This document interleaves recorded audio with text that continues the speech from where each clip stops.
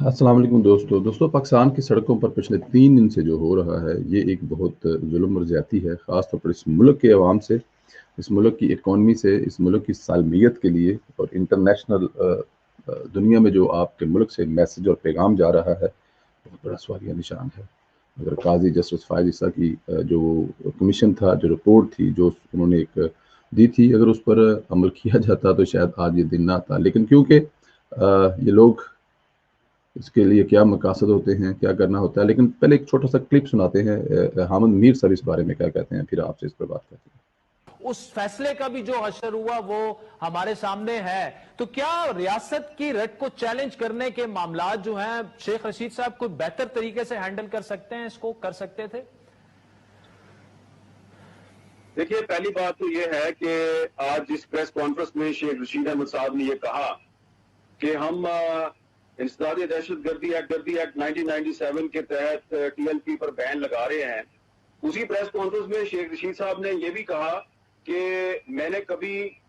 तहरीके लब्बैक की हमायत नहीं की।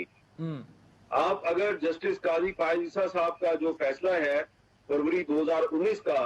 फैजाबाद धरना केस में, उसको अगर आप पढ़ें तो उसके सफा 4 पर बड़े वाज़े अल्फाज में काजी फ़ायज़ ईसा ने आईएसआई की एक रिपोर्ट को कोट किया है।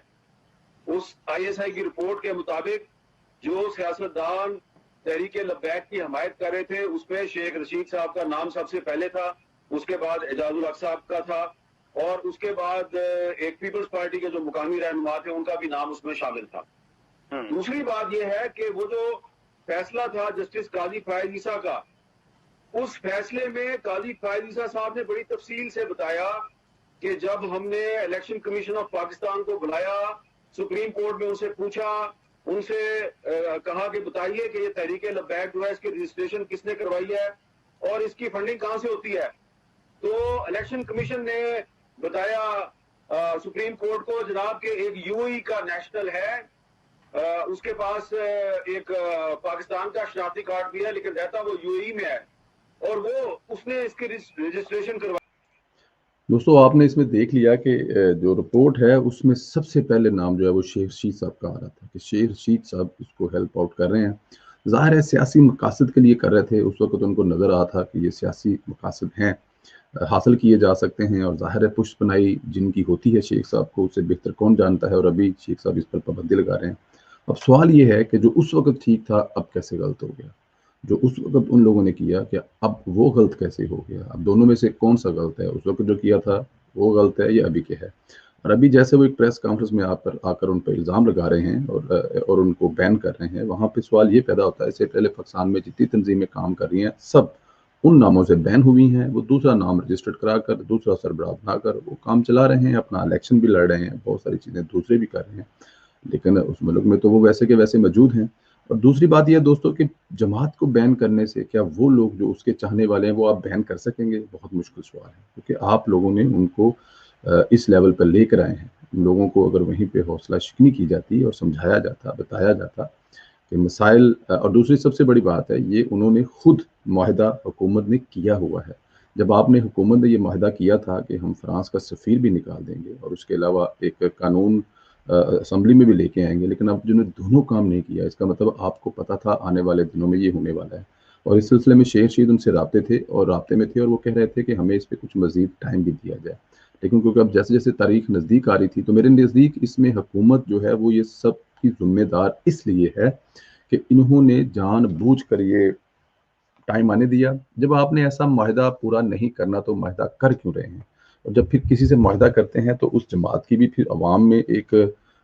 होती साख होती है, उस पर भी सवाल उठते हैं। तो ये चीज़ें इतनी मिक्स कर दी गई थी कि ये हालात पैदा हुए हैं। अगर हुकूमत चाहती इसमें कोई इंसान का बच्चा होता तो इसको हैंडल किया जा सकता था। शेर रशीद साहब से जब शाहज़ेब साहब ने ये पूछा कि अभी जो हुआ वो गलत, तो पिछला तो उसका जवाब क्या था वो भी सुन लेते हैं।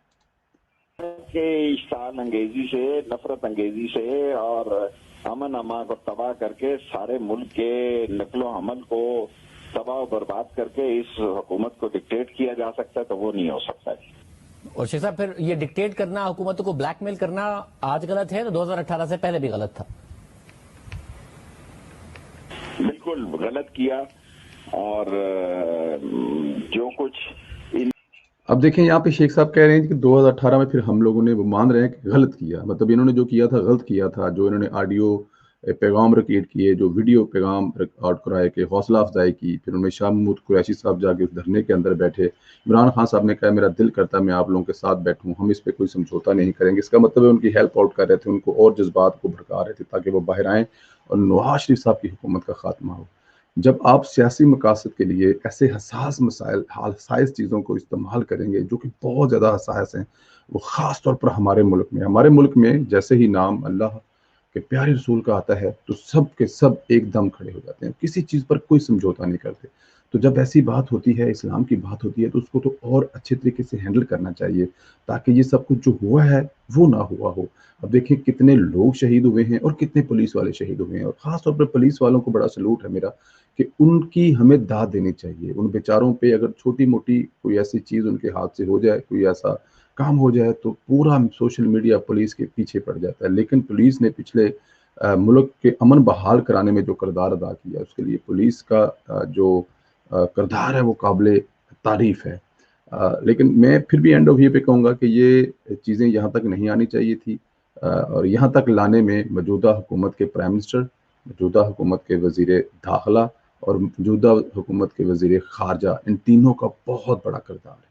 اگر اس جماعت پر پابندی لگنی چاہیے تو اس قسم کی حرکتیں تحریک انصاف نے بھی کی ہوئی ہیں، جلاؤ پڑاؤ، پورا ملک بند، حملے، پی ٹی وی، پھر اس پر بھی پابندی لگنی چاہیے۔ اور عمران خان سے تو خاص پر سوال ہونا چاہیے کہ آپ یہ سب کرنے والے ہیں اور آج آپ ان پر پابندی لگا رہے ہیں، لیکن کیونکہ جس کی لاٹھی اس کی بھینس، ملک ایسا ہے یہاں پہ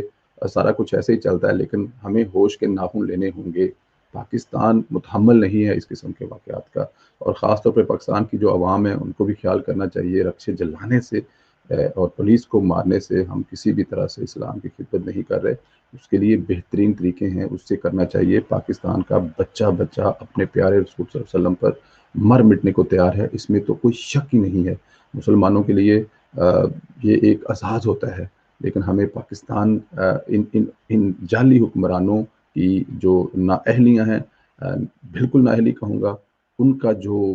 بدلہ ہے وہ پاکستان کی عوام سے یا پاکستان کے معاملات سے نہیں لینا چاہیے۔ یہی ایک ریکویسٹ ہے۔ اپنا خیال رکھیں، اللہ تعالیٰ کی ذات میرے پیارے ملک پر رحم کرے، کرم فرمائے، اس ملک کی حفاظت فرمائے تاکہ اللہ پاک پاکستان کو زندہ رکھے، سلامت رکھے۔